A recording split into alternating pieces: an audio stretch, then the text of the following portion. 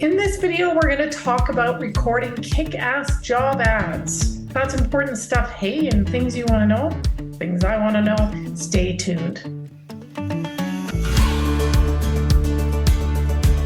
Hi there, I'm Andrea Adams, host of HR Shop Talk. We talk about all things HR here. Please subscribe to the show or podcast so you can learn from my guests. So today, my guest is Shelley Billinghurst. Shelley's a recruitment expert. She's the president of Higher Value, and she's the co-host of the Recruitment Flex, which is an awesome podcast about recruitment. Hi, Shelley. How are you? I'm good. Andrea, thank you so much for inviting me on your show. And thank you for the little plug there about the Recruitment Flex podcast. That was very sweet. Yeah, well, it is great. I've listened to some of it, and you and Serge do a great job, and I've had Serge on before. But today we're talking about job ads, and I've struggled with that, to be honest, because I'm not a great writer. So I'm looking forward to your tips about this. So when we're talking about amazing job ads, what are the features? What does an amazing kick-ass job ad look like? I think for as long as I've been in recruitment, Andrea, which is, let's just say more than 20 years. I've been in the talent acquisition side, whether it was from executive search, corporate, and then I started Higher Value 8 years ago. And my mission has never, ever changed. And that is, for every ounce of effort that we put into a job ad, we get a 10x return. However, what we have and what we are dealing with is I would easily say 95% of organizations take the job description and slap it up on their website and wait for people to show up. So imagine a world where you put a little bit of effort into writing something that is interesting, attractive, assumes that people want this job, that talks about how interesting the work is. What sort of quality of applicant do you think you're going to attract? Do you know, Andrea, that's really where it starts, is you got to put a little effort in here. And I know what the pressure is like. Like, I've worked in internal recruiting teams. I now consult to companies to help them maximize the effectiveness of their recruiting teams. And I know the pressure. The leaders have this fixation. Just post it, just get the job up, just post it. Recruiters usually have, sometimes as many as 30 open recs on their desk. So what that tells me is that you're never really given a chance. If you've got 30 open recs, you're not a recruiter. Yeah. You're a recruitment administrator. You are administering a process of posting jobs. A recruiter will go, hold matters. I need to fully understand what does success look like in this role. I've never done this work. I've never been an accountant. What makes you think I can understand why an accountant would quit where they are now and apply for your job? So where, when you're looking at that job ad, where do you put the effort? Like the whole thing? How do you do this? I think good recruiters are always looking at what other people are doing, right? Yeah. So even if you were an HR person looking for another HR job, what would you want to see or hear to make you go, yeah, I think I'm going to apply for this job? What is it? Is it because they've got a laundry list, their wish list of must have. Oh, and let's not forget, they're always going to say, must have excellent communication skills, both verbal and written.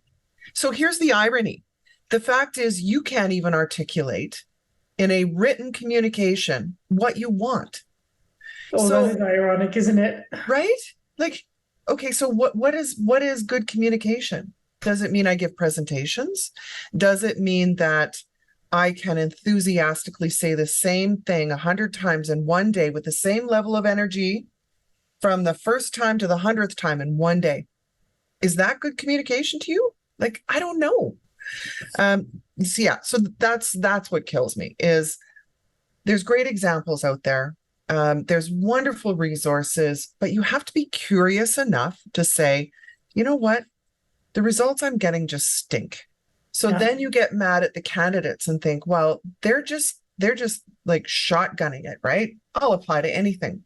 Well, excuse me, hold on. Let's look in the mirror here for a minute. What did you just post?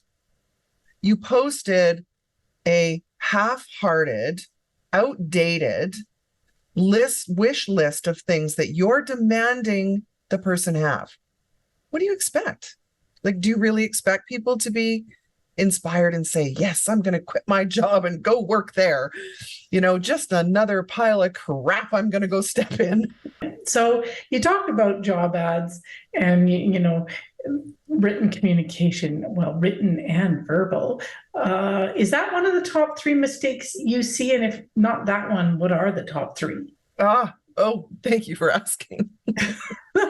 Okay, so this is my point of view. Okay. This is somebody. So I've been in recruiting for 20 plus years. I have personally been involved in hiring well over 3,800 people.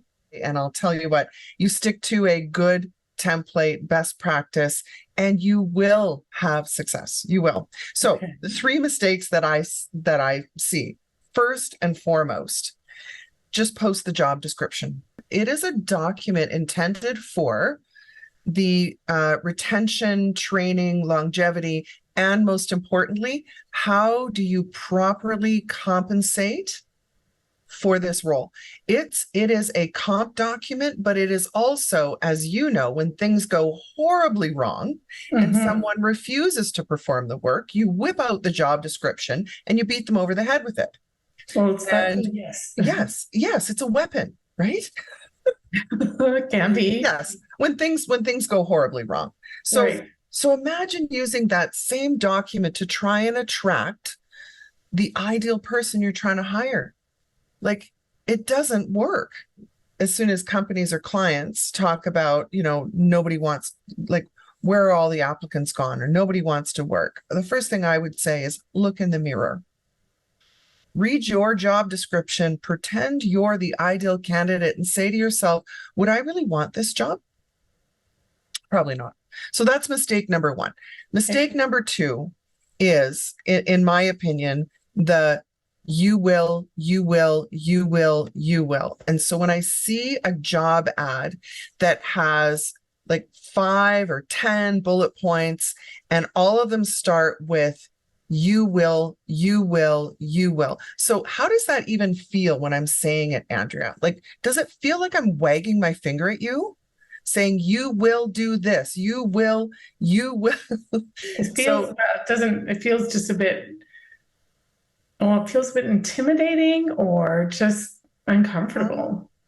I know I will get pushback on this, on my opinion of this particular thing, quite often, because people will say, no, what we're trying to do is help the candidate project and see themselves doing the work. Yes. I mean, I know that's the intention, but unless you are really good as a writer, as a copywriter, it doesn't come across that way. It doesn't. I know that's what you intended, but it doesn't come across that way. And then the third one, the thing that makes me cringe, is stating the obvious. And so what I mean by that, so some of my favorite cringe-worthy reads on a job ad would be, in the position of accountant, you will report to the manager of accounting. Really? Okay. Wow. That's inspirational. And a shocker. Yeah. Wow. Or so stating the other obvious is, I can tell you when somebody has not even read what they just posted. Right. They refer to themselves like 6 times in the job ad.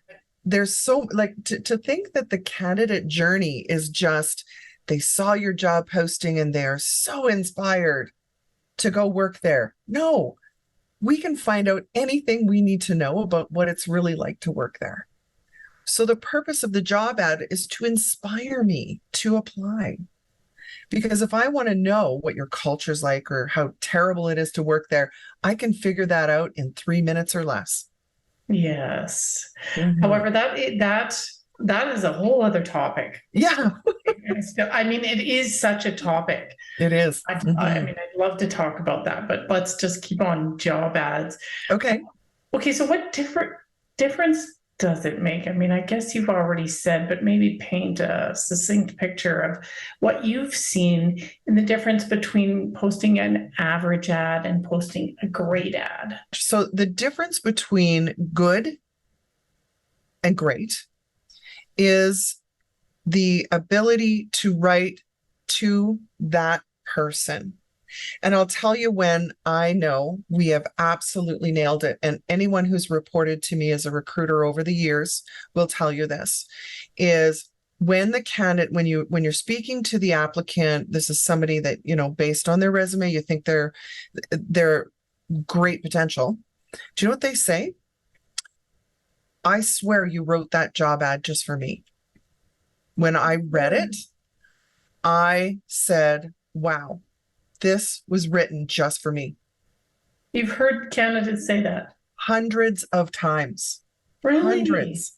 Yes. Oh, Yes. all right. So now that is when you are asked to recruit the impossible. And it's not impossible. It never is. That's what great recruiters do is if I've got a really good idea of, not just the list of demands must have all these software. No, let's turn that around and talk about here's the tools we're going to provide you to do a great job. Mm-hmm. Right? Do you feel the difference? Yeah. Versus a demand list? If you found this helpful, subscribe to see all the episodes and comment. Have you created a kick-ass job ad that created lots of results for you? What tips or tricks do you have for the audience? Let us know in the comment section. Okay, so I am a super non-inspired writer. Are there tools out there that can help me, the uninspired writer, get better at this? Oh, yes, and they're free.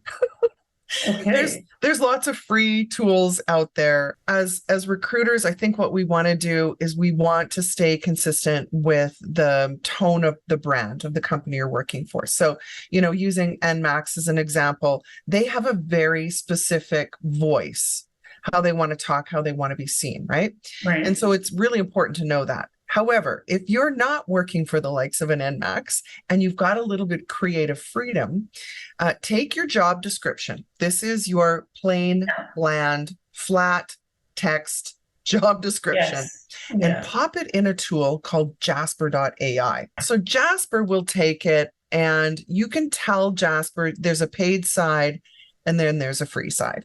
But on the paid side, which is like $10, like it's not expensive, right? So on the paid side, you can ask Jasper to rewrite this paragraph, but to do it in a lighthearted way, or ask Jasper to break it down into simple terms. Does right? it do more than job ads? Anything.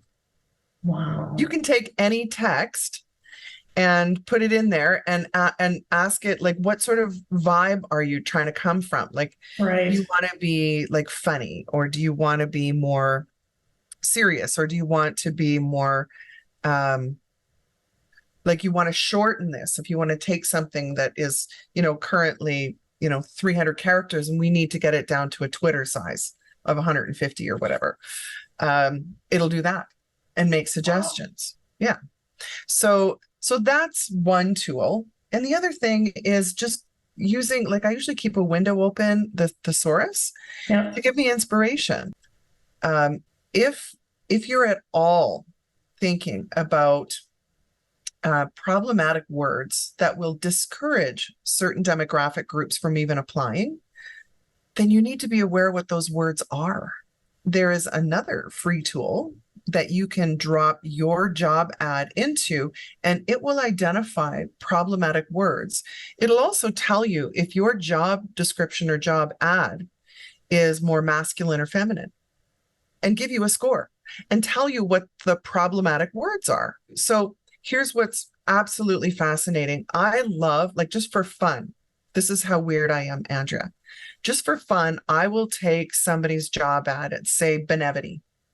Okay. Not that I don't know anybody at Benevity, but I know they kind of promote themselves as being all-inclusive workplace, blah, blah, blah. Right. Okay, take one of their job ads and drop it into this gender decoder, and it is written by a man for a man and is so heavily masculine, no woman would ever apply for this job. And if they did, it would be, yeah. What? Okay. What is that tool, by the way?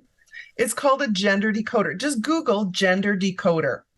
And it was actually developed by the University of Waterloo. It's a foundational algorithm, I would say, for pretty much all DE&I or diversity, equity, and inclusion type solutions, because their research is so rock solid. It is considered to be, as far as I know, the best available on the market. Oh, and it's free. Yeah. But a lot of companies that help with, because you can actually buy tools that you layer onto your applicant tracking system that will help you with not just your job ad, but your interview guides as well. But that's going to cost you. And it's not cheap. And it's based on the same research as the gender decoder. Huh. Well, that is so interesting. I'm like 100% checking that out too. Okay. So if, you said that 100 times you've had someone come to you and say, I think you wrote that job ad for me. Mm-hmm. What if you're hiring like 10 or 20 people, or maybe you're hiring 100 people for the same position? Quality matters a lot, and so whether it's 1 or 200 of the same, for every ounce of effort you put into, first of all, defining what does success look like? Why would somebody want this job? What's in it for them?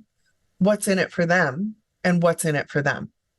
It's a complete flip of a job description, which is what you must do for me. Right? It's the opposite. It's the absolute opposite of a job description.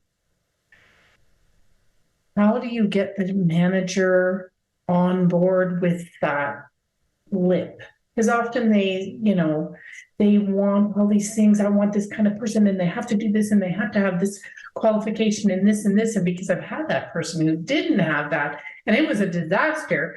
So how do you get the manager to think about this differently? Yeah.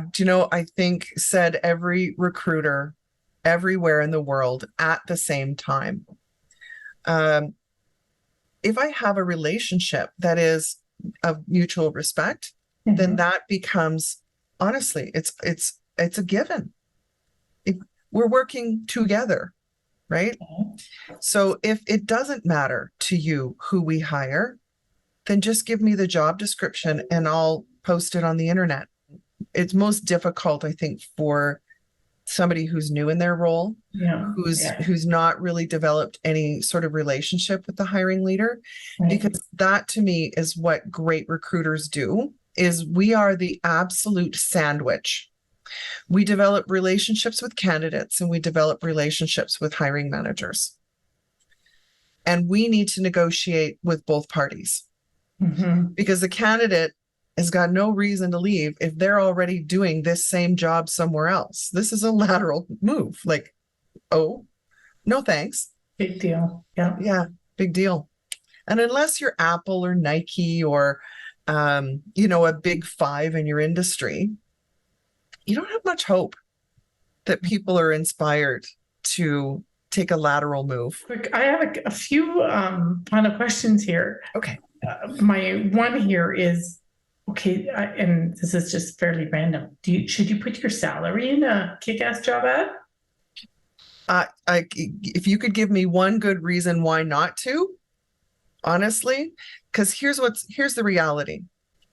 Indeed owns 80 to 85% of job seekers in Canada. Okay, so let that soak in. That's a lot. 8.5 people out of 10 will go to Indeed when they're looking for a job. Okay. Yeah. In the entire population of Canada. Okay. So they own it. Yep. What Indeed does really, really well is they are relentless about the candidate experience. That's why they own 85% of the market. And candidates are saying, just tell me what the job pays.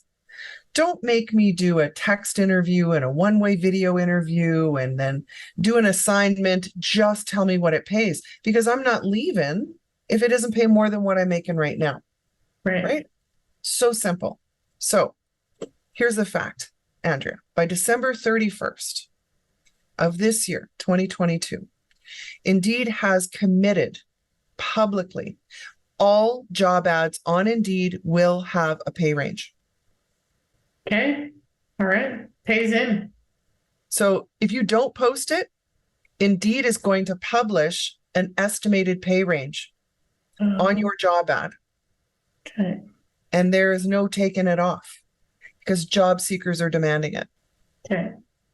Okay. So that train has left the station. You have to post your pay rate. It clearly has. Okay. And final question here. So how, you say Indeed has 80 to 85% of the market, but could that change? How fast does job seeker behavior change? And how important is it for recruiters to keep pace with that? And then in the end, respond by a job ad. Yeah. So I think every recruiter I am working with across the board is so painfully aware of what has changed. So I don't think it's jobs. So here's the biggest change in job seeker behavior. If you make me register before I can apply for a job, as of today, 92% of people will abandon the apply process. I am not going to fill out your stupid forms, and I am not going to fill in 9 pages of information because your parsing technology doesn't work. In fact, I have a client who saw, this is the change. This is just since 2019. They would typically post a job, and they're a billion-dollar corporation, and they would get, at least 40 applicants. Roll the clock forward to even 2021, they wouldn't get a single applicant, and the job would be posted for months. You know why? Register to apply. And absolutely nobody is going to endure that. Not a top candidate anyway. No. Who's a desirable commodity. They're not. Why? They don't need to. Why would they? So your applicant tracking system is now ensuring that you are only attracting C players, not A players and not B players. Yes. Because there's no way any self-respecting person would do that, especially if you say you apply. Most people apply to maybe 5 to 8 jobs. I think after the second time of doing it, you won't bother. Thanks, Shelley. That was so great. There were so many awesome tips in there. I did an episode on recruitment automation with Serge Boudreau, which is Shelley's co-host. And that episode is right here. Thanks for watching, and see you next time.